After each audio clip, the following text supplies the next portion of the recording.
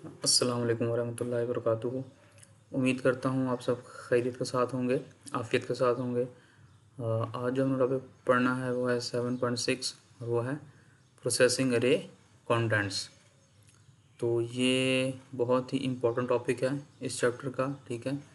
अभी तक इससे पहले इसने आपको अरेज़ के बारे में कॉन्सेप्ट दिया, अरेज़ के एलिमेंट को कैसे एक्सेस करते हैं उसके बारे में बताया। फिर उसने बताया कि अरे को इनिशियलाइज़ कैसे करते हैं। फिर हम एक फॉर लूप के ज़रिए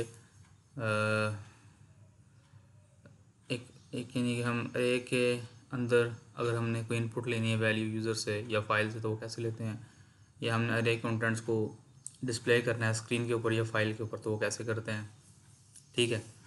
और अब बेसिकली वो अरे की प्रोसेसिंग के बारे में बात करेगा कि डिफरेंट अरे के ऊपर कौन कौन सी प्रोसेसिंग अप्लाई की जा सकती है।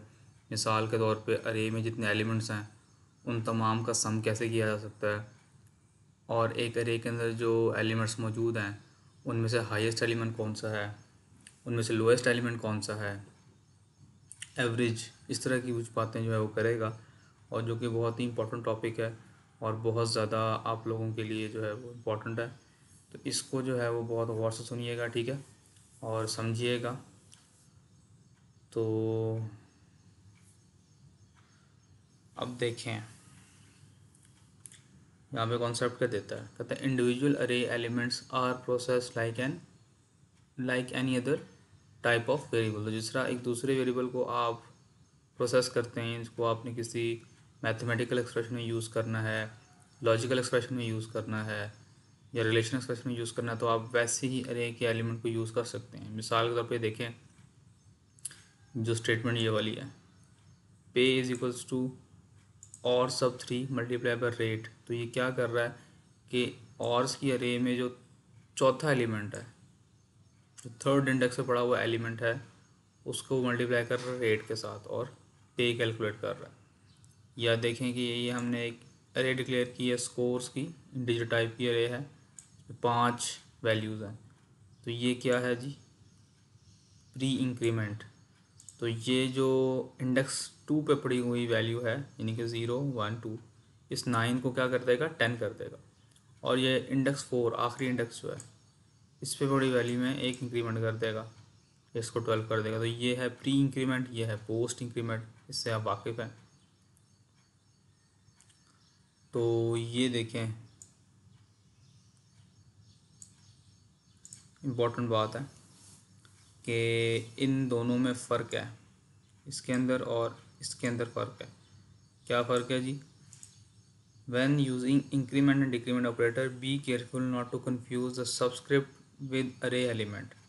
For example, following statement determines variable count but does nothing to the variable value of amount count. तो ये बेसिकली जो स्टेटमेंट है ना ये वाली और ये वाली स्टेटमेंट, इनमें फ़र्क है। फ़र्क क्या है, वो ये कि इसमें आप जो उसका इंडेक्स है उसमें एक माइनस कर रहे हो। अगर काउंट की वैल्यू 2 है तो वो फिर 1 हो जाएगी, यानी कि 1 इंडेक्स में पड़े हुए एलिमेंट को ये रेफ़र करेगा। और जबकि ये काउंट में पड़े जो यानी कि जो भी काउंट जो भी इंडेक्स है उस पर पड़ी हुई वैल्यू में, उसमें पड़े हुए एलिमेंट में एक माइनस कर देगा, ठीक है। तो इन दोनों में फ़र्क है। 7.13 हम देखते हैं। This program stores in an array the hours work by employees who all make the same hourly wages, ठीक है। तो इसने क्या किया है, एक प्रोग्राम है बेसिकली, इसमें एक अरेज है, एक अरे है सॉरी, उसका नाम है ऑर्स, ठीक है, और उसकी लेंथ है 5। और वो बेसिकली जो 5 एम्प्लॉयज़ हैं उन्होंने कितने घंटे काम किया उसकी इन्फॉर्मेशन को होल्ड करती है। और तमाम का पीरियड सेम है, तो हमने ग्रॉस पे कैलकुलेट करनी है। तो कैसे करेंगे जी, ग्रॉस पे क्या होगी कि उन्होंने जितने आवर्स काम किया है उसको आप मल्टीप्लाई कर देंगे उनके पीरियड के साथ, तो हर एक एम्प्लॉय की ग्रॉस पे आ जाएगी, ठीक है। तो ग्रॉस पे जो है वो हमने कैलकुलेट करनी है तमाम एम्प्लॉयज़ की, कितने, 5 एम्प्लॉयज़ की जिन्होंने जितने घंटे काम किया उसके हिसाब से। तो पे रेट सबका सेम है, ठीक है। तो हमने यूज़र से कहा भाई enter the all work by number of employees who all have the same hourly rate. तो हम उससे कह रहे हैं कि भाई तुम ना जितने 5 एम्प्लॉयज़ हैं उनका डाटा एंटर करो कि एम्प्लॉय नंबर 1 ने कितना काम किया, कितने घंटे काम किया, एम्प्लॉय नंबर 2 ने कितने घंटे काम किया, इस तरीके से। ठीक है, ये लूप लगाया। आप लूप से तो वाकिफ़ हैं कि ये जो है वो इसने लूप का काउंटर है और एक ही साइज़ से कम तक चल रहा है और एक एक अपडेट हो रहा है। अच्छा, यहाँ पर और इसने सी आउट किया कि एम्प्लॉय नंबर 1 के लिए मैं डाटा ले रहा हूँ और रिस्पेक्टिव अरे के एलिमेंट में वो डाटा स्टोर करवा दिया। यहाँ पे इसने रेंज बेस्ड लूप क्यों नहीं यूज़ किया? इसने जो फॉर का लूप है जो आप यूज़ करते हैं वो यूज़ किया, रेंज बेस्ड क्यों नहीं किया? क्या हम यहाँ पे रेंज बेस्ड लूप यूज़ नहीं कर सकते? तो आंसर ये है कि चूँकि हमें यहाँ पर इंडेक्स के साथ भी कुछ मैनिपुलेशन करनी है। देख रहे हैं ना कि हम जब डिस्प्ले करते हैं एम्प्लॉय, तो हम इंडेक्स यानी हम ये डिस्प्ले करते हैं कि एम्प्लॉय नंबर 1, तो इंडेक्स में एक ऐड कर देते हैं क्योंकि आपको पता है इंडेक्स एक हमेशा कम होता है। तो चूंकि हम इंडेक्स के साथ भी प्रोसेसिंग कर रहे हैं तो इसलिए हम नॉर्मल फॉर लूप यूज़ कर रहे हैं। तो जहाँ वो उसने आपको लास्ट टॉपिक में बताया था वो एलिमेंट्स वो सिनेरियोज जहाँ पे आपने इंडेक्स जो है उसको यूज़ नहीं करना, उसका सबसेट को यूज़ नहीं करना, वहाँ पे आप रेंज बेस्ड लूप लगा लें, फॉर लूप लगा लें। और जहाँ पे आपको इंडेक्स इवैल्यूएशन भी चाहिए वहाँ पे आप सिंपल फॉर लूप लगा लें। ठीक है, फिर सबके लिए आपने पेरेट लिया और देन अब आप क्या करेंगे, क्रॉस पे कैलकुलेट करनी है तो दोबारा से एक लूप लगाएं। लूप लगाए क्या करेंगे, लूप लगाएंगे एक जो कि अरे को इटरेट करेगा एक एलिमेंट को, और हर एक अरे के एक एक इंडेक्स में पड़े हुए जो ऑर्स हैं उनको ग्रॉस पे रेट से मल्टीप्लाई करें, ग्रॉस पे में स्टोर करें और डिस्प्ले कर दें। एम्प्लॉय नंबर 1 ने इतने घंटे काम किया था, उसका पे रेट ये है, तो वहीं उसकी ग्रॉस पे ये बनती है। तो बारी बारी तमाम एम्प्लॉयज़ की पे डिस्प्ले हो जाएगी। तो देखें जी, इसने 5, 10, 15, 20, 40 एंटर किया तो इसके रिस्पेक्ट सबका पे रेट ये था। तो एम्प्लॉय 1 ने इतना अर्न किया, एम्प्लॉय 2 ने इतना, एम्प्लॉय 4 ने इतना, ये बाकी ये सारी डिटेल्स आपके पास आ गई। तो आसान सी बात है, उम्मीद करता हूँ बात आपको समझ आ गई होगी। तो ये एक तरीका था, यानी कि ये पहली उसने कैलकुलेशन का तरीका बताया कि अरे की एलिमेंट्स को हम इस तरह से अपनी प्रोसेसिंग में यूज़ कर सकते हैं। जैसे ये स्टेटमेंट बेसिकली जिसके अंदर आप देख रहे हैं कि एक मैथमेटिकल एक्सप्रेशन है और ये एक अरे की वैल्यू है, एलिमेंट है जिसको मल्टीप्लाई कर रहे हैं। ठीक है, और इस तरह से हम अरे के एलिमेंट्स को का कंपैरिजन भी कर सकते हैं। ये क्या कर रहा है, ये कंपेयर कर रहा है कि 20 इंडेक्स से बड़ी वैल्यू अगर 0 इंडेक्स से बड़ी वैल्यू से छोटी है तो कुछ काम करो। या हम देखें लूप भी लगा सकते हैं कि जब तक प्लेस जो इंडेक्स है उस पर पड़ी हुई वैल्यू 0 के इक्वल नहीं होती तब तक लूप चलता रहेगा। ठीक है, तो ये भी हम काम कर सकते हैं। तो मतलब वही तमाम काम, वही तमाम प्रोसेसिंग जो आप एक नॉर्मल वेरिएबल पे अप्लाई करते हैं, वही तमाम प्रोसेसिंग आप एक अरे के एलिमेंट पे अप्लाई कर सकते हैं। अलबत्ता अगर आप अरे की वैल्यूज़ को कॉपी करना चाहते हैं तो वो एक अलग मामला है। यानी कि जब आप चाहते हैं कि न्यू वैल्यूज़ और ओल्ड वैल्यूज़ हैं, ये अरे है, दोनों का साइज़ सेम है, ओल्ड वैल्यूज़ अरे और न्यू वैल्यूज़ अरे का साइज़ सेम है, और आप चाहते हैं कि आप ओल्ड वैल्यूज़ जो हैं अरे की वो असाइन हो जाए न्यू वैल्यूज़ को, तो अगर आप ये स्टेटमेंट लिखेंगे ना तो ये रॉन्ग है। C++ के अंदर आप अरेज को ऐसे कॉपी नहीं कर सकते। आप अरे कॉपी करना चाहते हैं ना, आप चाहते हैं कि भाई ओल्ड वैल्यूज़ जितनी भी हैं वो न्यू वैल्यूज़ में आ जाएं, तो अगर आप ये स्टेटमेंट लिखेंगे ना तो ऐसा पॉसिबल नहीं है, ये चीज़ नहीं होगी। ठीक है, जबकि आपके पास एक सिंपल वेरिएबल होता है तो आप उसको कॉपी इस तरह से कर लेते हैं। अगर आपने एक वेरिएबल की वैल्यू को दूसरे को असाइन करना है तो आप इस तरीके से असाइन कर लेते हैं, लेकिन आप एक अरे की वैल्यू को दूसरी अरे की वैल्यूज़ में असाइन करना चाहते हैं तो आप ये काम नहीं कर सकते। फिर क्या करेंगे, फिर आप एक लूप लगाएंगे और बारी बारी एक एक एलिमेंट को कॉपी करेंगे। तो हमने लूप लगाया जो कि 0 से स्टार्ट हुआ, उसके साइज़ से कम तक चलेगा, और बारी बारी आप देख रहे हैं ना एक एक एलिमेंट को कॉपी कर रहा है। काउंट में पहले 0 पड़ा होगा तो काउंट ऑफ 0 की वैल्यू जो है ओल्ड वैल्यूज़ में इंडेक्स 0 की वैल्यू है वो न्यू वैल्यू में स्टोर होगी। तो पहले इंडेक्स 0 की कॉपी जो है वो स्टोर होगी, उसके बाद इंडेक्स 1 की, फिर 2 की, फिर 3 की, फिर 4 की। तो यानी कि हमने अगर दो अरेज को एक अरे को दूसरी अरे से इनिशलाइज करना है या एक अरे को दूसरी अरे के इक्वल करना है तो हम इस इक्वल ऑपरेटर से नहीं कर सकते, बल्कि हमें एक लूप लगा के बारी बारी एक ही एलिमेंट को कॉपी करना पड़ेगा। ठीक है, उम्मीद करता हूँ बात आपको समझ आ गई होगी। तो ये बता रहा है कि देखें ना, अच्छा यहाँ पे इसने एक और चीज़ भी बताई थी। हाँ ठीक है, तो देखें ये अरे है, ओल्ड अरे इसका ये मेमोरी में यहाँ पड़ी हुई है, न्यू अरे ये पड़ी हुई है, ठीक है। तो ये बारी बारी एलिमेंट्स कॉपी होंगे, एलिमेंट बाय एलिमेंट कॉपी, इस तरह से अरे कॉपी होगी।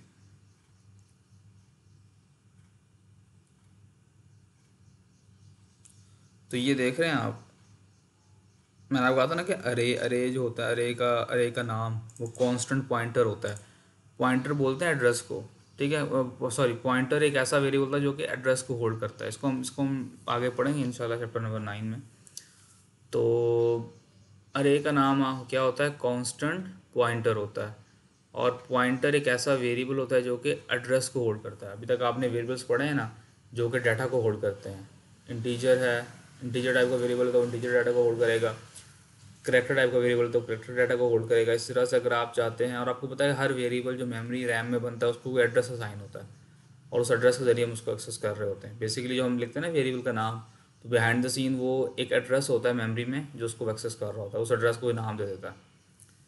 तो खैर इसकी तफसीलात हम पढ़ेंगे, अभी परेशान होने की ज़रूरत नहीं है। बस बहरहाल आप ये जानें कि अरे का नाम क्या होता है, एक एड्रेस होता है। तो बेसिकली न्यू वैल्यूज़ एक एड्रेस है, ओल्ड वैल्यूज़ एक एड्रेस है, ये एड्रेस है, ठीक है ना। इसने कहा कि न्यू वैल्यूज़ का एड्रेस जो है वो ये है 8012। ये यानी कि एक मेमोरी का जो डब्बा है जहाँ से अरे स्टार्ट होती है, अरे का जो स्टार्टिंग एड्रेस है वो उसके नाम में पड़ा होता है। तो ये ओल्ड वैल्यू को, ये दो एड्रेसेस हैं। तो आप जब भी लिखेंगे ना new values is equals to old values, ये वाला काम करेंगे तो ये करेक्ट नहीं है। आप क्या कर रहे हैं, आप ये वाला एड्रेस इसको असाइन कर रहे हैं, यानी कि आप कह रहे हैं कि दोनों अरेज जो हैं वो यही हैं। तो ये नहीं करना हमने, हमने बल्कि एलिमेंट को कॉपी करना है बारी बारी। तो हम बारी बारी के एलिमेंट को कॉपी करेंगे, हम ये काम नहीं करेंगे, ठीक है। तो अगर आपको कुछ थोड़ी बहुत बात समझनी भी है तो परेशान होने की ज़रूरत नहीं है। आप बस ये याद रखें कि ये चीज़ वैलिड नहीं है। C++ में जो हम ये लिखते हैं ना new values is equals to old values, तो इसका मतलब और होता है। ये एड्रेस है, ठीक है। एड्रेस किस चीज़ के, जहाँ से अरे स्टार्ट हो रही है उसका एड्रेस है, ठीक है। ओल्ड वैल्यूज़ के अंदर, ओल्ड वैल्यू जो ये है इसके अंदर ये जो 10 है ना, 10 अरे का जो स्टार्टिंग एलिमेंट है, जीरो इंडेक्स पे पड़ा हुआ एलिमेंट, उसका एड्रेस पड़ा होता है। हमेशा अरे के नाम के अंदर जो जो उसका ज़ीरो इंडेक्स होता है, पहला इंडेक्स होता है ज़ीरो इंडेक्स, उसका उसका एड्रेस पड़ा होता है। अब ये याद रखिएगा, अरे के नाम के अंदर अरे के ज़ीरो इंडेक्स का एड्रेस पड़ा होता है, तो वो उसका स्टार्टिंग पॉइंट होता है ना अरे का, इसलिए। तो अगर आप ये काम करने की कोशिश करेंगे ना, तो आप क्या कर रहे हैं, आप कह रहे हैं कि जो न्यू वैल्यू है ना, न्यू वैल्यू उसका तो स्टार्टिंग एड्रेस जो है वो ये था, और आप कह रहे हैं आप उसको साइन कर रहे हैं 8024। तो आप कह रहे हैं कि भाई ये न्यू एड्रेस वाली जो अरे है ना वो भी इसको पॉइंट करे, इधर ही आ जाए। तो ऐसा पॉसिबल नहीं है क्योंकि ये कांस्टेंट पॉइंटर है। बहरहाल तो आपको ये बात ज़्यादा समझ आ जाएगी। तो आप ये असाइनमेंट करने की कोशिश कर रहे हैं, ठीक है। This statement will not work because you can not change starting memory address of an array, ठीक है ना। आप एक अरे का जो स्टार्टिंग मेमोरी एड्रेस है उसको चेंज नहीं कर सकते। फिर दोबारा सुन लीजिए, थोड़ी समरी बताता हूँ। अरे का जो नाम होता है ना वो बेसिकली कांस्टेंट पॉइंटर होता है, और उसमें अरे का स्टार्टिंग एड्रेस पड़ा होता है, जहाँ से अरे स्टार्ट हो रही है ना उसका एड्रेस पड़ा होता है। तो मतलब क्या, अरे की जो ज़ीरो इंडेक्स पे वैल्यू पड़ी, अरे का जो ज़ीरो इंडेक्स है ना उसका एड्रेस पड़ा होता है अरे के नाम के अंदर। तो आप जब अरे के नाम को इस तरीके से जो है वो करने की कोशिश करेंगे, असाइनमेंट करने की कोशिश करेंगे, तो आप कहना चाह रहे हैं कि ये एड्रेस इसको असाइन हो जाए, तो ये पॉसिबल नहीं है। क्यों नहीं पॉसिबल, क्योंकि आप अरे के स्टार्टिंग एड्रेस को चेंज नहीं कर सकते। क्यों नहीं चेंज कर सकते, क्योंकि अरे का नाम कांस्टेंट पॉइंटर होता है। अगर आप थोड़ा सा मतलब ये तो कुछ तो बात आपको समझ आ गई होगी। जैसा आपको पता है ना नेम कांस्टेंट होता है, कि एक वेरिएबल है उसको आपने नेम कांस्टेंट बना दिया, यानी कि उसको आपने डिक्लेयर करते हुए कॉन्स्ट के कीवर्ड से डिक्लेयर किया और आपने उसको एक वैल्यू असाइन कर दी, तो वो वैल्यू हमेशा उसमें रहती है, आप उसको बाद में चेंज नहीं कर सकते। बिल्कुल आप ये समझ लें कि अरे का जो नाम है वो कांस्टेंट पॉइंटर होता है, उसमें जो एक बार एड्रेस आ गया वो कभी चेंज नहीं हो सकता आगे। That's it. तो प्रिंटिंग कंटेंट्स ऑफ अरे, अगर आपने अरे के कंटेंट्स को प्रिंट करना है तो कैसे प्रिंट करेंगे, ऐसे करेंगे? नहीं जी, गलत। अगर आप ये करेंगे तो क्या होगा, ये नंबर्स की अरे है ना 5 जिसमें नंबर है, और अगर आप सी आउट में ये लिखेंगे तो क्या होगा? हाँ जी, एरर आ जाएगा, सिंटेक्स एरर आ जाएगा। नहीं, क्या होगा जी? अभी हमने पढ़ा कि अरे का जो नाम होता है उसमें स्टार्टिंग एड्रेस पड़ा होता है, मतलब जो ज़ीरो इंडेक्स वैल्यू पड़ी है उसका एड्रेस पड़ा होता है। तो नंबर्स जब आप ये सी आउट नंबर्स करोगे ना तो बेसिकली आपको कोई एड्रेस प्रिंट कर देगा वो, ठीक है। तो अरे की वैल्यूज़ को आपने डिस्प्ले करना है तो आपको फॉर लूप लगाना पड़ेगा। ठीक है, ये तो आप पढ़ चुके हैं। आप चाहें तो ये वाला लूप लगा लें, चाहें तो रेंज बेस्ड लूप लगा लें। और बेहतर ये है कि अगर आपने इंडेक्स के साथ उसके उसके जो इंडेक्स है, उसका जो सबस्क्रिप्ट है, उसके साथ आपने जो है वो कोई मैनिपुलेशन नहीं करनी, तो आप रेंज बेस्ड फॉर लूप लगा लें। अच्छा जी, अगर आप चाहते हैं कि आप जो आपके पास एक अरे है उसके नंबर्स को, उनकी वैल्यूज़ को सम कर लें, जितने भी अरेज में अगर छः एलिमेंट्स की अरे है तो छः के छः नंबर्स को आप ऐडअप करके आप उसका टोटल दे दें, तो भाई कैसे होगा? बड़ा आसान था, उसका लॉजिक है। क्या आपने एक टोटल का वेरिएबल बनाया, वही काउंटर अक्यूमुलेटर, याद होगा आपको, हमने पहले पढ़ा था, उसको ज़ीरो से इनिशियलाइज़ किया। फिर क्या करेंगे? फिर एक लूप लगाएंगे जो कि ज़ीरो से स्टार्ट होगा और अरे के साइज़ तक चलेगा। और फिर आप क्या करेंगे? हर इंडेक्स में पड़े हुए एलिमेंट को टोटल में ऐड करते जाएंगे, यानी कि ज़ीरो में जो पड़ा हुआ है वैल्यू, सबसे पहले वो टोटल में आ जाएगी। तो ठीक है, उसके बाद जो अगले इंडेक्स में पड़ी वैल्यू है वो टोटल में ऐड हो जाएगी। उसके बाद उससे अगले इंडेक्स में जो पड़ी वैल्यू है वो टोटल में ऐड हो जाएगी। इस तरह हम बारी बारी अरे को आइट्रेट करके एक एलिमेंट को ऐड करते जाएंगे टोटल के अंदर। तो हमारे पास टोटल, यानी कि एट द एंड ऑफ, जब हमारा फॉर लूप खत्म होगा तो टोटल के अंदर अरे के तमाम एलिमेंट का सम पड़ा होगा। ये सेल्फ डिस्क्रिप्टिव, ज़्यादा मुश्किल चीज़ नहीं है। तो ये चीज़ इसने यूज़ जो है लिखी है यूजिंग फॉर लूप, जो आपको पता है रेगुलर फॉर लूप। और ये चीज़ इसने इम्प्लीमेंट किया है।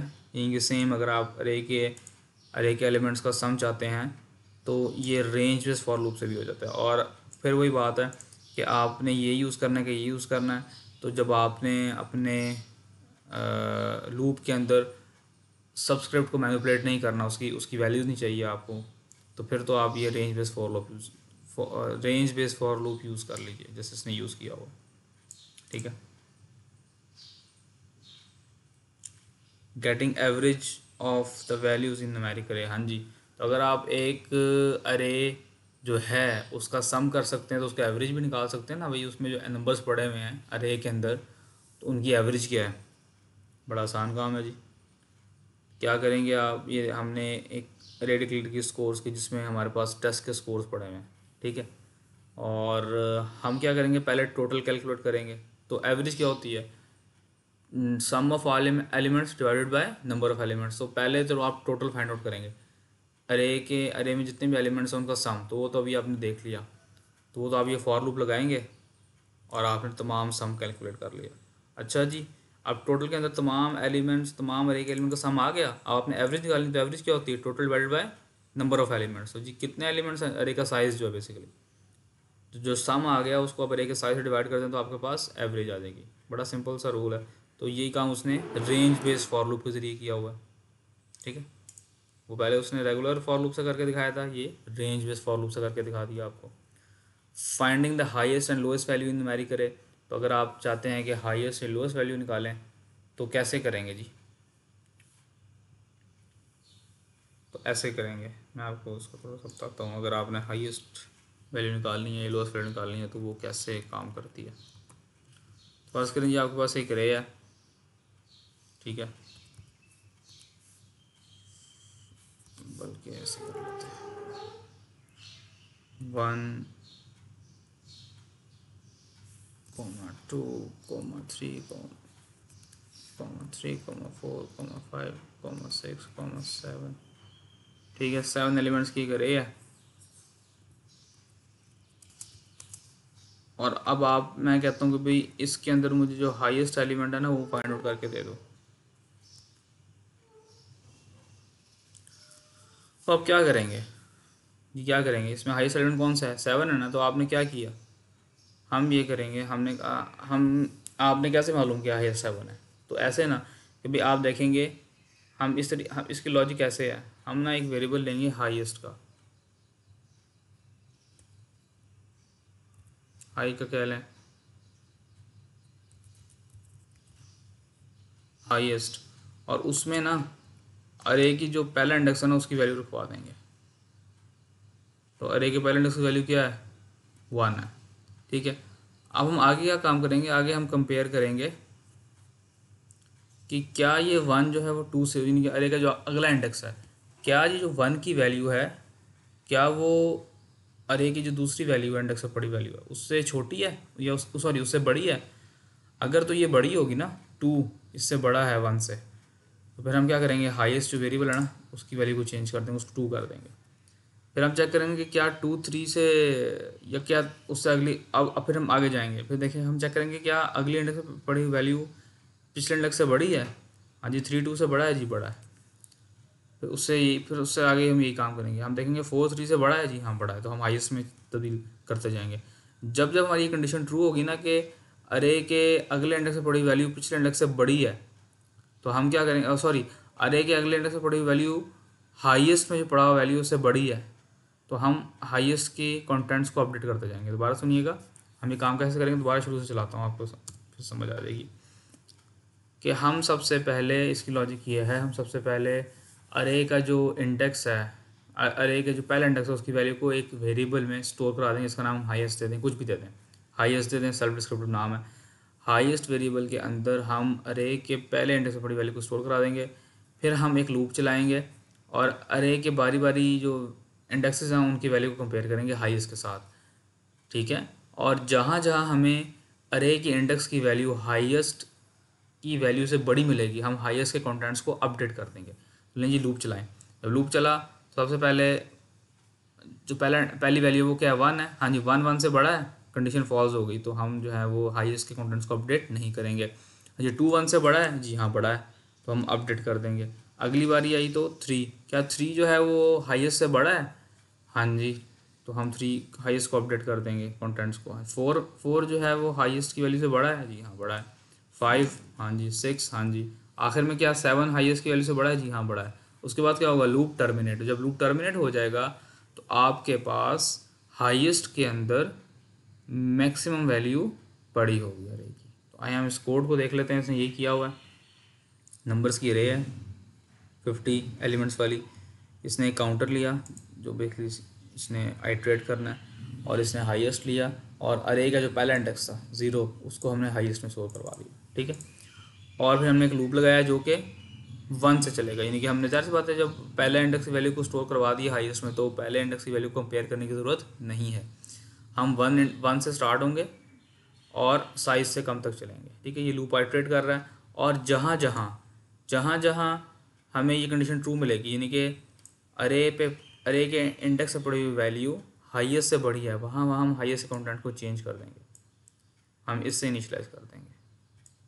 दोबारा सुनिएगा, हम सबसे पहले जो 0 इंडेक्स से पड़ी हुई वैल्यू है उसको हाईएस्ट में स्टोर करा देंगे, एक लूप लगाएंगे जो कि 1 से स्टार्ट होगा, साइज तक चलेगा, और उसके अंदर जहाँ जहाँ ये कंडीशन ट्रू होगी, कौन सी कंडीशन, कि जहाँ पर अरे का इंडेक्स की जो वैल्यू है वो हाईएस्ट से बढ़ जाती है, तो हम हाईएस्ट के कंटेंट्स को अपडेट करते हैं, किससे, उस वैल्यू से। Simple is that. तो वो आपके पास जो है वो हाईएस्ट नंबर आ जाएगा एट द एंड। जब लूप टर्मिनेट करेगा तो हाईएस्ट वेरिएबल के अंदर क्या पड़ा होगा, जो अरे में सबसे हाईएस्ट एलिमेंट वो पड़ा होगा। और अगर आपने स्मॉलेस्ट एलिमेंट निकालना हो तो क्या करेंगे जी, हाँ जी, क्या करेंगे जी, हाँ, आप इस ग्रेटर देन की जगह क्या साइन लगा दें, लेस देन का साइन लगा दें, बस, तो आपके पास स्मॉलेस्ट वैल्यू आ जाएगी। ये कितना आसान काम है। लोएस्ट के लिए क्या करेंगे, देखें ना, ये जो हाईएस्ट का कोड है और लोएस्ट का कोड है, इनमें फ़र्क क्या है, खाली एक साइन का फ़र्क है ना। ये देखें जी, लेस देन का साइन है, तो ठीक है। उम्मीद करता हूँ बात समझ आ गई होगी। पार्शली फिल्ड अरे, ठीक है।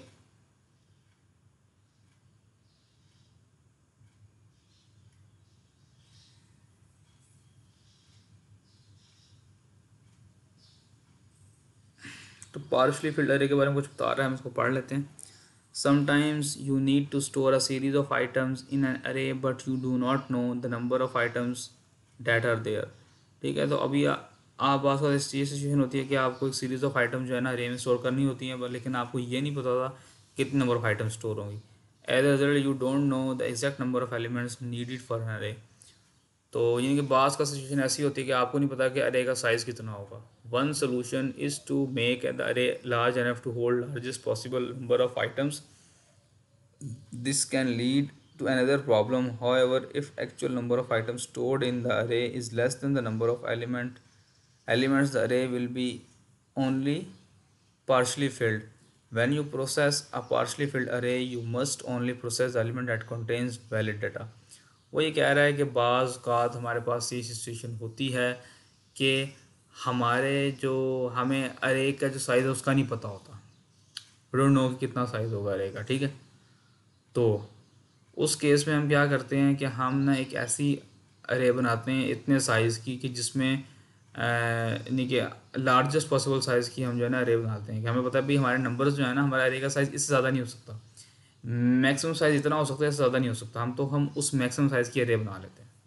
अच्छा, फिर वो ज़ाहिर सी बात है मैक्सिमम साइज़ की अरे है वो ज़रूरी नहीं कि पूरी फिल हो, पार्शली फिल्ड होगी, ठीक है। और बाकी जो अरे के एलिमेंट्स हैं वो जो है हमारे लिए वैलिड नहीं होंगे। तो वही कह रहा है कि जब आप पार्शली फिल्ड अरे को प्रोसेस करने जाएंगे तो वो एलिमेंट्स आपने खाली देखने हैं, प्रोसेस करने हैं जो कि वैलिड आइटम रखते हैं। मिसाल के तौर पे देखें, हमने एक नंबर्स की अरे डिक्लेयर की और उसको 100 नंबर्स की अरे डिक्लेयर की, ठीक है। अब देखें, each time we add an item to array we must increment the count the following code demonstrate.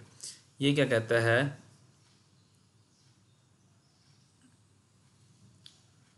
इसने एक नंबर लिया यूज़र से, ठीक है, और अगर नंबर -1 नहीं है और काउंट जो है वो साइज़ से कम है, यानी कि हम अरे से बाहर नहीं जा रहे, अरे के साइज़ तक, अरे से नीचे नीचे रह रहे हैं, तो हम काउंट में प्लस प्लस करेंगे और क्या करेंगे, नंबर्स का जो पहला इंडेक्स है, अगर जब शुरू में क्या होगा, काउंट की वैल्यू क्या है, 0 है ना, तो इधर के आगे क्या हो जाएगी, 1 हो जाएगी, तो 1 - 1 ये 0 बन जाएगा, तो वो नंबर हम इधर रखवा देंगे।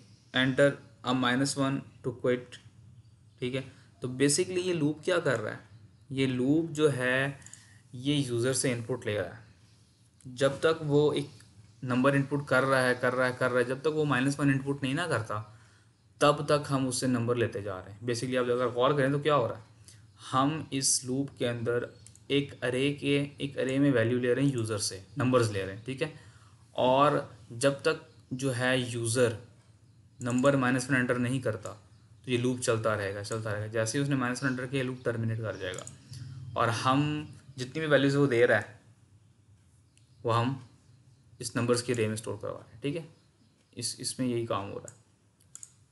तो ज़ाहिर सी बात है हमारी अरे पार्शली फिल्ड हो सकता है वो 10 नंबर के बाद -1 प्रेस कर दे, 10 के बाद, तो बाकी जो 90 आइटम्स हैं वो उनमें गार्बेज पड़ा होगा, वो हमारे लिए ज़रूरी नहीं है।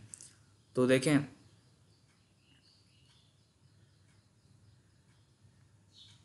ईच आइटरेशन, और फिर हमें देखें ये जो काउंट है हमारा, इससे हमें पता लगेगा कि कितने एलिमेंट्स उसने एंटर कर दिए, यानी कि काउंट की जो वैल्यू होगी ना, काउंट की जो वैल्यू होगी आखिर में, उससे हमें पता लगेगा कि उसने 10 नंबर एंटर किए, 15 किए, 20 किए, कितने किए। तो हमारे पास अरे तो है 100 साइज़ की, लेकिन जो यूज़र ने एलिमेंट एंटर किए ना यहाँ पर इस लूप के अंदर, वो हो सकता है कि 10 की हों, 15 की हों, उसको उसने -1 प्लस कर दिया हो, तो उस काउंट के अंदर हमारे पास टोटल नंबर ऑफ़ एलिमेंट्स होंगे जो यूज़र ने एंटर किए, ठीक है। तो और हमने खाली उतने एलिमेंट्स ही प्रोसेस करने हैं, हमने उससे ज़्यादा नहीं करना है, क्योंकि उससे ज़्यादा जो वैल्यूज़ हैं वो हमारे लिए गार्बेज हैं, ठीक है। तो और आप समझ लीजिए -1 क्या है, एक सेंटिनल वैल्यू, हमने पढ़ा था ना सेंटिनल वैल्यू क्या होती है, वो जो यानी कि जो किसी रिकॉर्ड की एंड को जो है वो शो कर रही होती है कि कुछ सीरीज़ ऑफ आइटम्स हैं या कोई रिकॉर्ड है वो कहाँ पे एंड हो रहा है, वो सेंटिनल वैल्यू बताती है। तो हमने यहाँ पर जो हमारी सेंटिनल वैल्यू वो क्या हमने रखी है, -1 रखी है। जैसे ही यूज़र नंबर एंटर करेगा, जैसे वो -1 एंटर करेगा तो हम कहेंगे भाई ख़त्म, मतलब तुम्हारे जो है ये -1 हमारे लिए सेंटिनल वैल्यू है, बस इसके बाद तुम नंबर एंटर नहीं कर सकते। तो हम -1 को एज अ रिकॉर्ड टर्मिनेटर लेंगे या सेंटिनल वैल्यू लेंगे, ठीक है। तो देखें जी, फिर हम अब इसको प्रोसेस करना है ना, हमने जितने नंबर उसने एंटर किए उसमें हमने जो डिस्प्ले करना है तो हमने सर डिस्प्ले किया। अब ये इंडेक्स 0 से चलेगा और कहाँ तक जाएगा, काउंट से एक कम तक जाएगा, ठीक है ना, साइज़ तक नहीं जाएगा, काउंट तक जाएगा, क्योंकि जो बाकी अरे है वो हमारे लिए बेमायनी है, उसमें तो वैल्यूज़ है ही नहीं है। तो यूज़र ने जितनी वैल्यूज एंटर की हैं उतनी हमने डिस्प्ले कर दी यहाँ पे। तो ये देखें, वही इसने यहाँ पे आपको कोड लिख दिया, उसी एग्जांपल को जिसने ऊपर बयान किया। तो बल्कि नहीं, इनफैक्ट इसने फाइल स्ट्रीम यूज़ किया, तो इसने एक अरे डिक्लेयर की है 100 साइज़ की और इसने फाइल से रीड करने की कोशिश की है।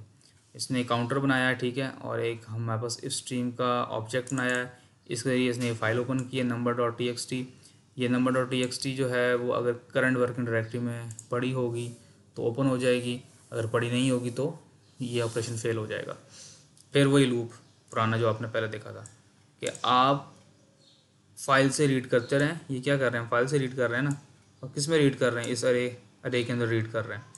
जब तक काउंट जो है वो अरे साइज से छोटा रहता है या हम फाइल को रीड करते हुए फाइल के एंड तक नहीं पहुंच जाते। इस कंडीशन का मतलब है कि हम जो अरे है उसके साइज़ से बाहर नहीं जा रहे, अरे के साइज़ के अंदर अंदर रह रहे हैं। और इस कंडीशन का मतलब है कि फ़ाइल में जितने कंटेंट्स पड़े हैं हम जब तक फाइल ख़त्म नहीं होती तब तक रीड करते रहो, ठीक है। तो फाइल के साइज़ के अंदर अंदर रह रहे हैं, हम ये समझ लें, ठीक है। तो ये हम रीड कर रहे हैं, उसके बाद हमने इसको क्लोज़ कर दिया। तो आखिर में क्या पड़ा होगा, जो काउंट है बेसिकली उसमें हमारे पास पड़ा होगा कि कितने नंबर ऑफ़ एलिमेंट्स हमने सक्सेसफुली रीड कर लिए फाइल से। हो सकता है कि फ़ाइल हमारे पास अरे जो है वो तो 100 साइज़ की है, और लेकिन हो सकता है कि आपके पास 50 एलिमेंट्स पड़े हों आपकी फ़ाइल में, तो 51 एलिमेंट तो रीड नहीं होगा। तो काउंट के अंदर जब ये लूप टर्मिनेट हो जाएगा तो काउंट के अंदर क्या पड़ा होगा, 50 पड़ा होगा। तो बेसिकली जो कि बता रहा होगा भाई इसमें जो है ना 50 एलिमेंट्स हैं हमारे पास, ठीक है। बाकी 50 हमारे लिए फ़ायदेमंद नहीं है, मतलब वो तो उनमें तो कुछ नहीं हमने इनपुट ली रीड किया, तो हम उसको जब डिस्प्ले करेंगे नंबर्स को तो हम ऐसे करेंगे। तो इस एग्जाम्पल में कितने नंबर्स में फाइल से रीड किए, 1 2 3 4 5 6 7 8 9 10 11 12 नंबर रीड किए फाइल से। फाइल में 12 नंबर पड़े थे, 13 नंबर नहीं पड़ा था।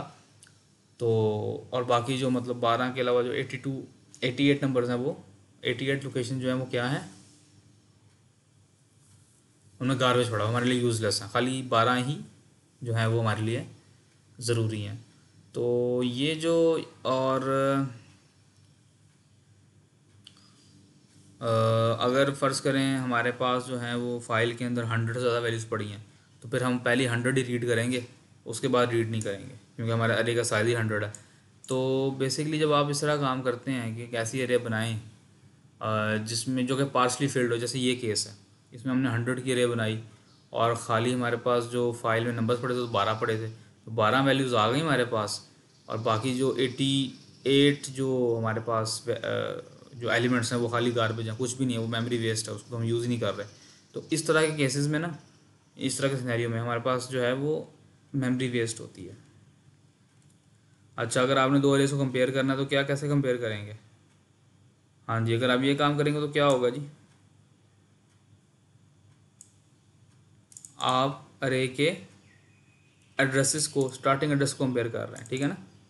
अरे का नाम जो होता है वो अरे का स्टार्टिंग एड्रेस को होल्ड कर रहा होता है, अरे इंडेक्स 0 की जो एड्रेस है उसको होल्ड कर रहा होता है। तो अरे का नाम होता है वो स्टार्टिंग एड्रेस को पॉइंट कर रहा होता है। तो अगर आप इस तरह से काम करेंगे, इफ़ में ये कंडीशन लगाएंगे, तो ये तो कभी भी ट्रू नहीं होगी, तो हमेशा फॉल्स ही होगी, क्योंकि ज़ाहिर सी बात है दोनों अरेज जो हैं उनका स्टार्टिंग एड्रेस डिफरेंट है। बेशक वो अरे सेम है, लेकिन ये आपको हमेशा क्या रिटर्न करेगा, फॉल्स रिटर्न करेगा।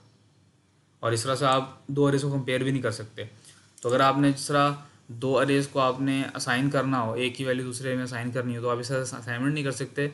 बिल्कुल इस तरह से दो अरे को अगर आपने कंपेयर करना है कि एक अरे दूसरे के इक्वल है कि नहीं है, तो इस तरह से आप कंपेयर नहीं कर सकते। आपको क्या करना होगा, एक लूप लगाना होगा और बारी बारी एलिमेंट्स को कंपेयर करना होगा, ठीक है। तो ये कंडीशन क्या होगी, हमेशा फॉल्स होगी, क्योंकि दोनों के स्टार्टिंग एड्रेस डिफरेंट होते हैं।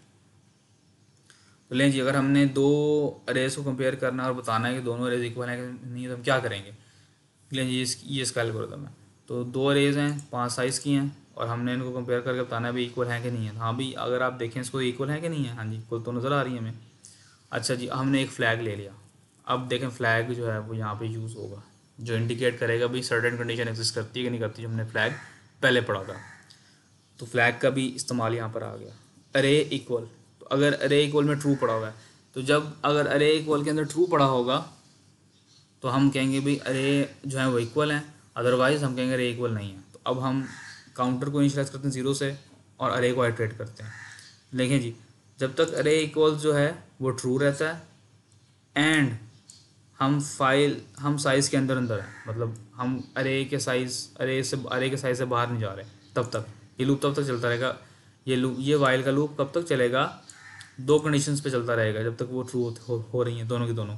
जब तक हमें जो है अरे जो इक्वल मिल रही है, ठीक है, अरे इक्वल में ट्रू पड़ा हुआ है, अरे इक्वल्स में ट्रू पड़ा हुआ है, तब तक ये लूप चलेगा साथ में, जब तक हमारा काउंट जो है वो साइज़ से कम है। हम कर क्या रहे हैं इसके लूप के अंदर, हम देख रहे हैं क्या पहले इंडेक्स में पड़ा हुआ एलिमेंट उसी अरे के दूसरे अरे के इंडेक्स में पड़ा हुआ एलिमेंट के इक्वल है कि नहीं है। काउंट में शुरू में क्या पड़ा हुआ 0, क्या 0 इंडेक्स पे पड़ा हुआ एलिमेंट दूसरी अरे के 0 इंडेक्स पे पड़े हुए एलिमेंट के इक्वल है कि नहीं है। अगर वो इक्वल नहीं है तो हम कह देंगे भी अरे फॉल्स है। देखा ना, कोई एक भी एलिमेंट रिस्पेक्टिव एलिमेंट इसके इक्वल ना हो, फर्स्ट करें यहाँ 15 है या 20 होता, तो ये दोनों अरे इक्वल नहीं होनी थी। ये दोनों अरे उसी वक्त इक्वल होंगी जब कॉरस्पॉन्डिंग एलिमेंट्स इक्वल होंगे। ये दोनों अरे उस वक्त इक्वल होंगी जब ये इनके कॉरस्पॉन्डिंग एलिमेंट्स इक्वल होंगे। इनके 5 के इक्वल है, यानी कि 0 इंडेक्स पे पड़ा हुआ एलिमेंट 0 इंडेक्स पे पड़े हुए एलिमेंट के इक्वल है। 1 इंडेक्स पे पड़ा हुआ एलिमेंट इसके 1 इंडेक्स पे पड़े हुए एलिमेंट के इक्वल है। सेकंड इंडेक्स पे पड़ा हुआ एलिमेंट इसके सेकंड इंडेक्स पे पड़े हुए एलिमेंट के इक्वल है। तो जहाँ हम ये क्या चेक कर रहा है, ये क्या चेक कर रहा है कि कोई ऐसा इंडेक्स अरे का, कोई भी ऐसा इंडेक्स अरे का जहाँ पर इन दोनों की वैल्यू कॉरस्पॉन्डिंग वैल्यू सेम ना हो, तो हम क्या करेंगे, अरे को उसको फॉल्स कर देंगे और लूप टर्मिनेट हो जाएगा।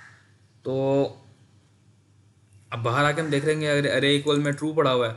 अरे इक्वल में ट्रू कब पड़ा होगा, जब तमाम आइट्रेशन के लिए ये कंडीशन कभी नहीं चलेगी। यानी कि अरे इक्वल में ट्रू कब पड़ा होगा, उस वक्त ट्रू पड़ा होगा जब तमाम के तमाम एलिमेंट्स इक्वल होंगे, तमाम के तमाम कॉरस्पॉन्डिंग एलिमेंट्स इक्वल होंगे। यानी कि ये जो इफ़ कंडीशन है कभी ट्रू नहीं होगी।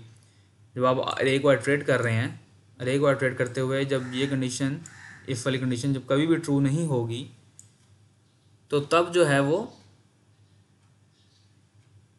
हमारे पास अरे इक्वल में ट्रू पड़ा होगा।